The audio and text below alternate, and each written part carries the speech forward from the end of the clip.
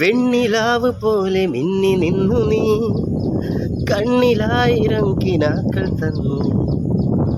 നിന്നെ നോക്കി നിന്ന നേരമത്രയും ഉള്ളിലമ്പ് കൊണ്ട പോലെ നിന്നു ഞാൻ. ഇരവിലും പകലിലും നിൻമുഖം എൻ്റെ ഉള്ളിലായി വന്നിതാ.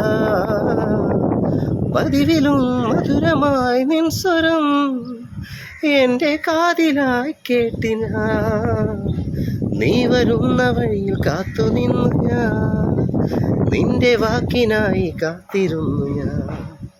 ആരും കണ്ടിടാതെ എൻ്റെ ദാഹം മെല്ലെ എൻ്റെതെന്നു കാതിലോതുമ്പോ.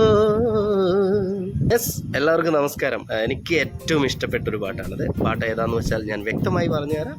27-ാം തീയതി റിലീസ് ചെയ്യാൻ പോകുന്ന ഷാഫി എപ്പിക്കാട്, അതുപോലെ തന്നെ ഷാനുഖ, ഈ രണ്ടുപേരും എനിക്ക് വളരെ പ്രിയപ്പെട്ടവരാണ്. അവരുടെ സംവിധാനത്തിൽ ശ്രീ ഷജീർ പപ്പ സാറിൻ്റെ ഛായാഗ്രഹണത്തിൽ ബിപിൻ ചന്ദ്രനെ,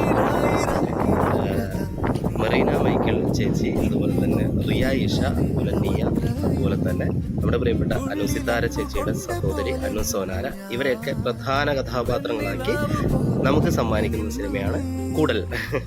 കൂടലിൻ്റെ സഹസംവിധായകനായിട്ട് ഞാൻ വർക്ക് ചെയ്തിട്ടുണ്ട്.